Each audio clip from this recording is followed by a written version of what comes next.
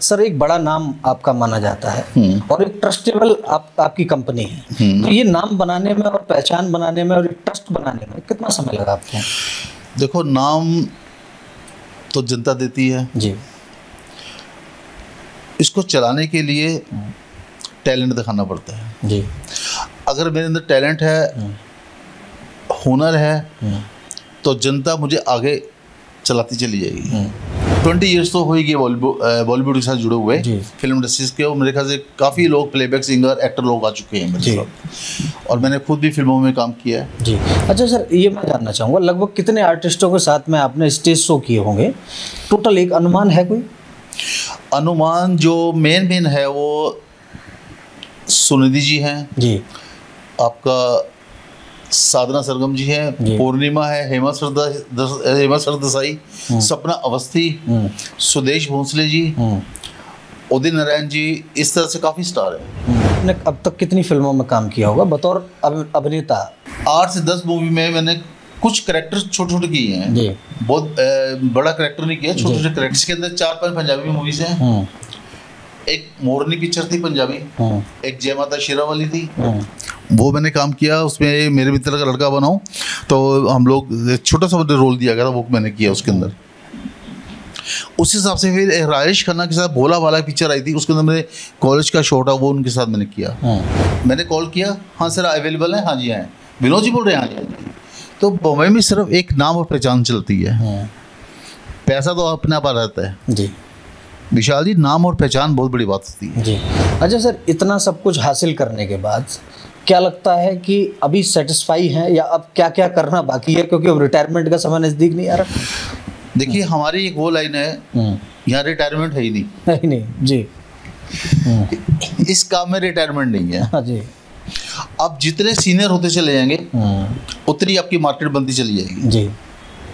Acting जो है, लोग कहते हैं एक्टिंग स्कूल खोले हुए हैं मैंने, तभी लोग एक्टिंग नहीं कर पाते। एक्टिंग जज्बात फिजिकली अंदर से निकलती है। एक्टर वही होता है जो एक चीज के अंदर ढल जाता है, एक कैरेक्टर में चला जाता है। अगर वो कैरेक्टर में चला गया तो वो एक्टर है, अगर कैरेक्टर में नहीं गया तो वो एक्टर नहीं है।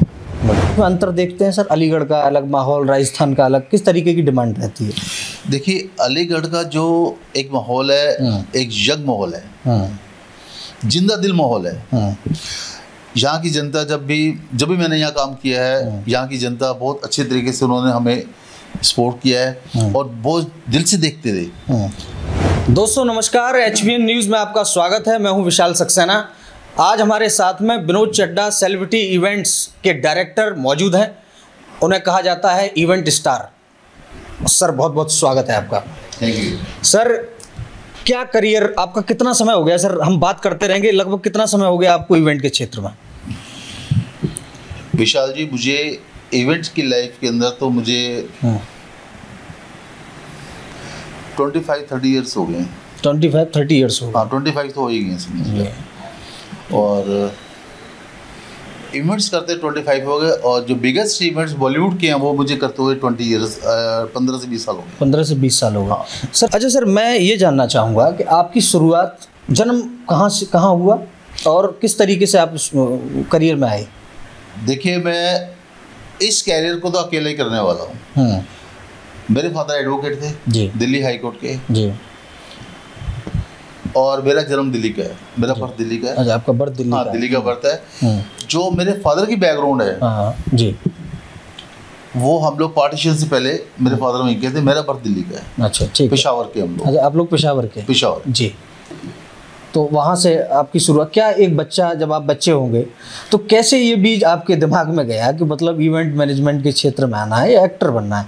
ये मतलब थोड़ा सा फिल्में देखते थे सर, क्या करते थे? विशाल जी, ऐसा नहीं था। जब स्कूल में और कॉलेज में आदमी शो करता है ना, कलाकार बनता है जी, तो उसको रास्ता मिल जाता है। जब मेरा पहला शो हुआ तो मेरे को मोनो एक्टिंग करता था मैं फिल्म स्टारों की। मोनो एक्टिंग में कभी राजेश खन्ना की एक्टिंग करनी, शशि कपूर की एक्टिंग करनी, डांस की, जो फिल्मों में वो करते थे वही फिल्म का शॉट हम लोग स्टेज पे करते थे। फिर मुझे पैसे मिलने लग गए, मेरा रेट बन गया जी। मुझे विनोद बॉबी के नाम से जाना जाता था पहले। अच्छा जी। पहले विनोद बॉबी कहते थे मुझे, जब मैं डांस परफॉर्मिंग करता था स्टेज पे एज ए आर्टिस्ट। फिर उसके बाद विनोद चड्डा, चड्डा एंड पार्टी के नाम से मेरा अपनी कंपनी बनाई मैंने, ऑर्केस्ट्रा ट्रूप बना मेरा। उस तरह के बाद फिर विनोद चड्डा सेलिब्रिटी इवेंट्स बना बाद। तो एक लंबा अनुभव हो गया सर। एक लंबा। अच्छा सर, पहली फिल्म कौन सी थी आपकी? मेरी पहली पिक्चर थी जो मैंने छोटा सा काम किया था, उसके अंदर भोला वाला राजेश खन्ना की थी। राजेश खन्ना जी की पहली फिल्म थी। हाँ जी। तो ये ब्रेक कैसे मिला? कुछ ये ब्रेक ऐसे मिला था विशाल जी की, मैं मुंबई में था तो काम की तलाश में था, यहाँ तक कि घर से जो पैसे ले गया था वो भी खत्म हो चुके थे जी। और उसके बाद मैं दादर के अंदर 3 स्टूडियो साथ साथ हुआ करते थे, श्री स्टूडियो, रूपतारा स्टूडियो, इस तरह से 3 स्टूडियो थे। तो श्री साउंड स्टूडियो, उसके अंदर शूट चल रहा था, शूटिंग चल रही थी। तो बड़ा मैं ऐसे बैठा हुआ था, उन्होंने भाई एक्स्ट्रा आर्टिस्टों की जरूरत है वहाँ, जब भाई चलो छोटा मोटा काम मिल जाएगा। घर से भाग के गए थे हम लोग, सारे पैसे खर्च हो गए। अब भाई जो काम मिलना वो उसकी तलाश में रहते थे हम लोग। तो मुझे याद है महबूब भाई थे प्रोड्यूसर, और इधर महबूबा की आखिरी दाव की शूटिंग चल रही थी जितेंद्र की सेट पर। इस सेट में चल रही थी उसकी राजेश खन्ना की छैला बाबू की, हाँ, मैंने भोला वाला की। तो मुझे बोले कि कुछ आर्टिस्टों की जरूरत पड़ गई उनको एट ए टाइम। तो तब एज भी बहुत कम थी, हेयर स्टाइल पूरे थे हाँ जी। तो वो मुझे बोले, वो सप्लायर आया आर्टिस्ट मेकअप मैन, उनके असिस्टेंट भी आप लोग एक्टर बनाए थे यहाँ पर। मैं हाँ जी। तो आप काम कर लोगे? मैं बिल्कुल कर लेंगे, आप मुझे बताइए इससे क्या करना है। तो उन्होंने मुझे बोला कि ऐसे इसके अंदर एक शॉट है तो आपको करना पड़ेगा, 2-3 लड़के आप आएंगे। तो ये काका उसमें राजेश खन्ना साहब एक डाकू का रोल करते हैं, बदमाश टाइप डाकू होता है वो, उसका है। तो आपने ये इतना कहना है कि हम लुट गए, बर्बाद हो गए, हमारा को चोट लूट कर ले गए, ये हमने एक्ट करना है, तो आप मुझे करके दिखाओ। मैं कहा सर आप मुझे बताइए कैसे करना है। डायलॉग्स लिए, और डायलॉग्स लेने के बाद हमने उसको परफॉर्म किया। परफॉर्म करने का उन्होंने मेरी साइड में उठा दिया। मैंने कहा भाई ये भी नहीं लेंगे, मेरे लगता है ये नहीं होता, मैं ओके कर चुका हूँ। हाँ। तो उसके बाद उन्होंने जब सब प्रोसेसिंग हो गई तो उसके बाद मुझे कहते बॉबी आप इधर आइए, तो अब इसको आप फाइनल टच आपको यही शॉट आपने करना दोबारा। वो शॉट मैंने किया, ओके हो गया। वहाँ से मुझे मिले 350 रुपये। अच्छा। और उस समय सर 350 रुपये बहुत बिल्कुल। वो 350 से मुझे ये देख लो कि आप मैंने कोई ढाबे वाले का खर्चा देना था मुंबई में, कभी किसी का, उससे मेरे को बड़ा रिलीफ मिला। हाँ। उसके बाद फिर हम लोग स्टूडियो में चक्कर काटते थे जाके, कभी छोटा मोटा रोल मिले, कभी प्रोड्यूसर के पास चले गए, कभी किसी के पास चले, इस तरह से फिर मुझे 2-4 फिल्में मिल गई, छोटे छोटे रोल मिलने शुरू हो गए। अच्छा सर, जब घर से भाग कर ही गए थे तो फादर की डांट तो सुननी पड़ी होगी ना? बिल्कुल सुननी पड़ी थी। घर से भाग के जाओगे तो वो ढूंढने निकल। तो कब सेटिस्फाई हुए? फादर को लगा कि नहीं अभी ठीक है, मतलब काम करिए आप, ऐसा कब बोला? अब उन्होंने बोला, फादर एडवोकेट थे।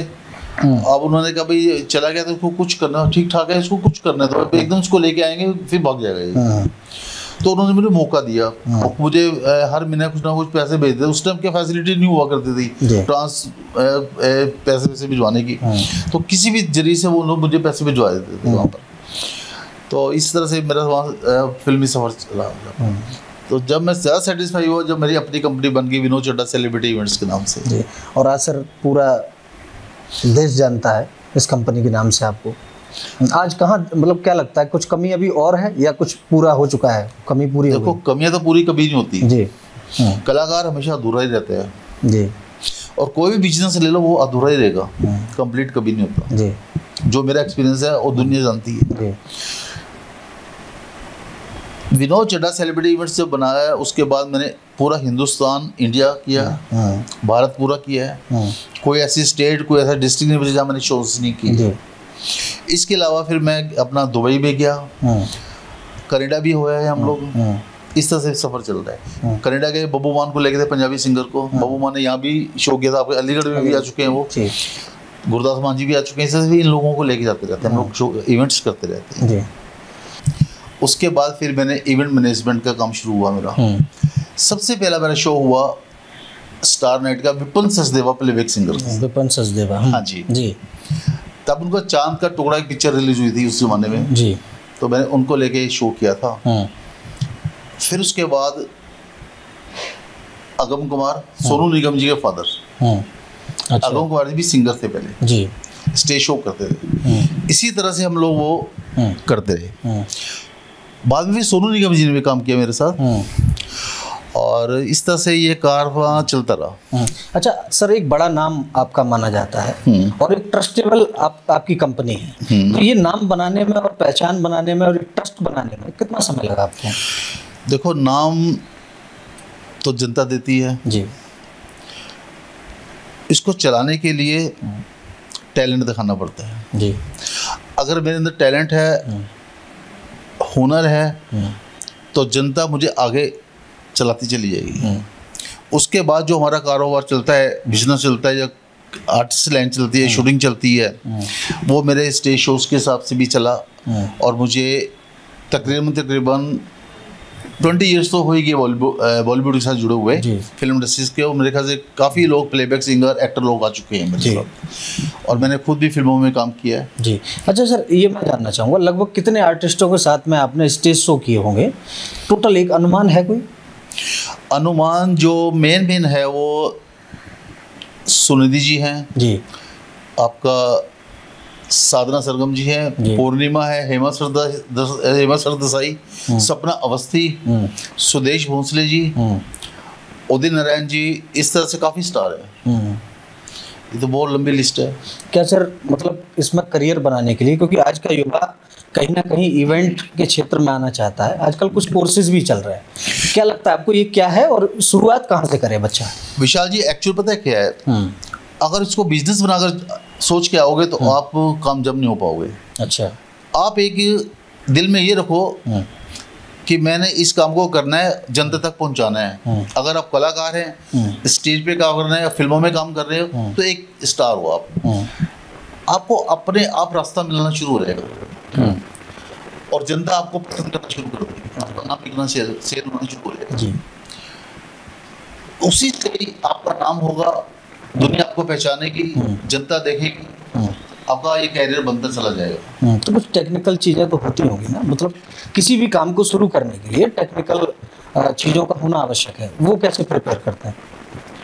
देखिए, सबसे पहली बात तो ये है कि जब इंसान इस कैरियर में आता है, सबसे पहले उसको अपना फिजिकली बॉडी मेंटेनेंस, एक्टिविटीज, अंदर की चाह होनी चाहिए।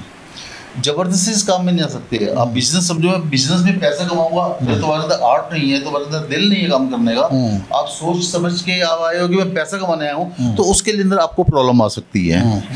अगर आपने कहा कि मैं एक आर्टिस्ट हूँ और उसको मैंने अपनी आर्ट, अपनी कला को ओपन करना है, तो आपको रास्ता मिलना शुरू हो जाएगा। जैसे आपने अब तक कितनी फिल्मों में काम किया होगा बतौर अभिनेता, बतौर एक एक्टर, आप किस तरीके से देखते हैं? देखो, मैंने 8 से 10 मूवी में मैंने कुछ कैरेक्टर छोटे-छोटे किए हैं जी। बहुत बड़ा कैरेक्टर नहीं किया, छोटे-छोटे कैरेक्टर्स किए हैं। उस टाइम इतना भी रोल मिल जाता था तो बहुत बड़ी बात होती जी। जिसके अंदर 4-5 पंजाबी मूवीज हैं। एक मोरनी पिक्चर थी पंजाबी, एक जय माता शेरावाली थी, उसके अंदर में मेरी मित्तल जी होते थे, वहाँ के अमिताभ बच्चन कहलाते थे वो पंजाब। अच्छा। मेरी मित्तल जी के साथ मनोरमा होती थी, फिल्म स्टार मनोरमा जी, जो सीता और गीता में भी थी, काफी फिल्मों उन्होंने काम किया। उन्होंने मेरे साथ मेरा मदर का रोल किया जय माता शेरावाली के अंदर, वो मैंने काम किया। उसमें मेरे मित्र का लड़का बनाऊं, तो हम लोग छोटा सा रोल दिया गया था, वो मैंने किया उसके अंदर। उस हिसाब से फिर राजेश खन्ना के साथ भोला वाला पिक्चर आई थी, उसके अंदर मेरे कॉलेज का शो था, वो उनके साथ मैंने किया। छैला बाबू में काम किया राजेश खन्ना जी के साथ। छैला बाबू, हाँ। उसमें क्या रोल था? उसमें हम कॉलेज स्टूडेंट्स के अंदर जो स्टूडेंट्स होते हैं, वो मैंने उनके साथ, बहुत बड़ा कैरेक्टर नहीं था जी। हाँ जी, वो जिसको हम कहते हैं मूवी में मैंने किया बस जी।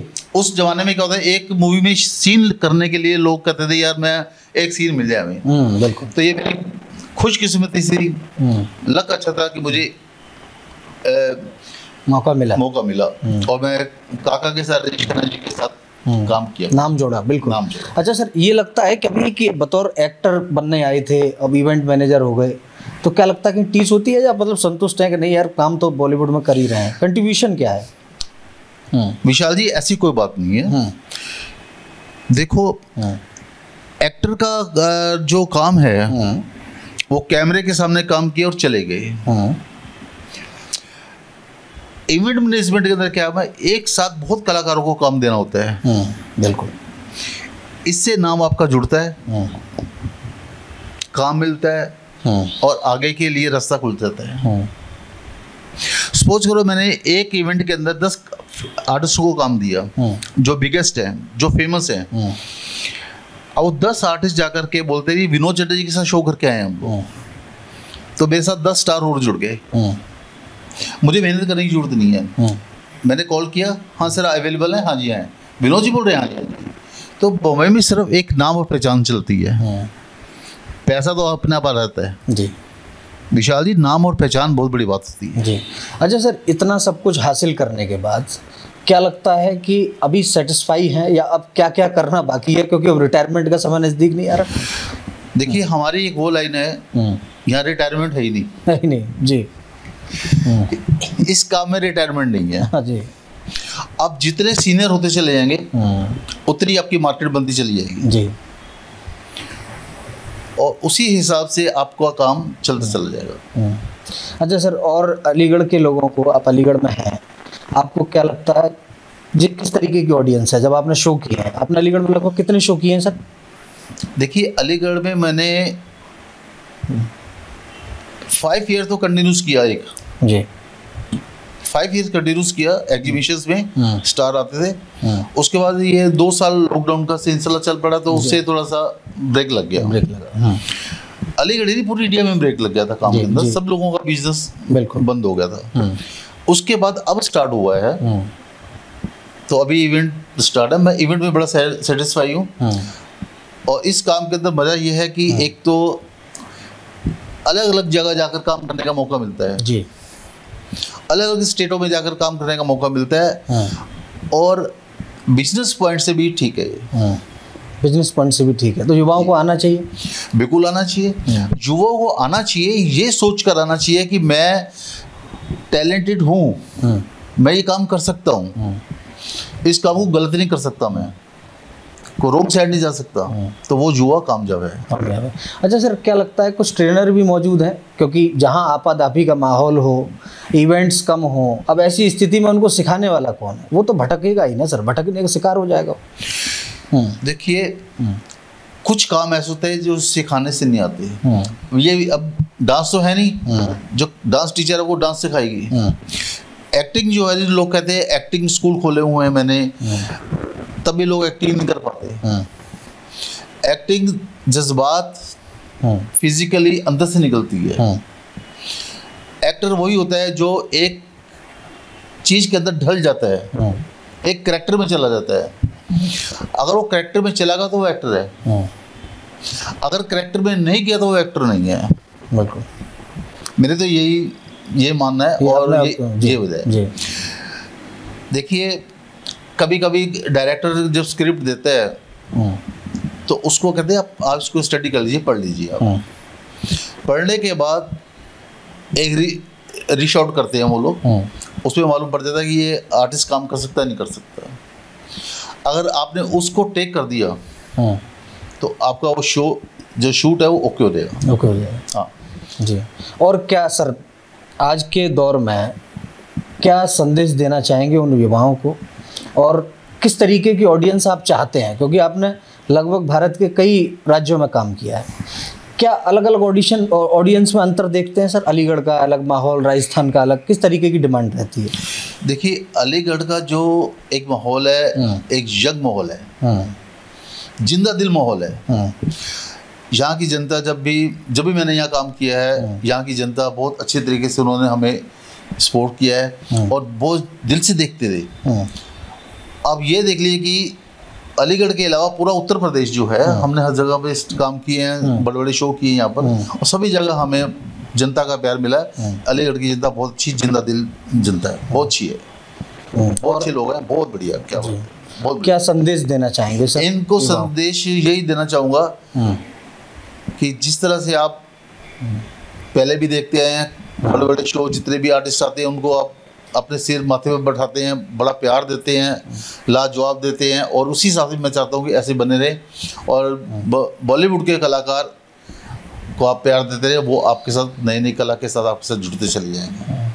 तो दोस्तों ये थे हमारे साथ में Vinod Chadha, director Vinod Chadha celebrity events and promotion. दोस्तों एक लंबा अनुभव होने के बाद और काफ़ी लंबे समय तक काम करते हुए सर एक सवाल और रह गया सर मेरा। हाँ जी, इस बार क्या कुछ क्रिएटिव दिखेगा अलीगढ़ में?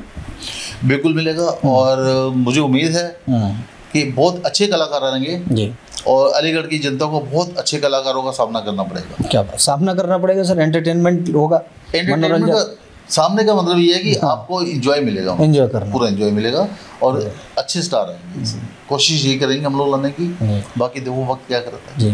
तो दोस्तों बने रहिए हमारे साथ और देखते रहिए HBN न्यूज़। धन्यवाद।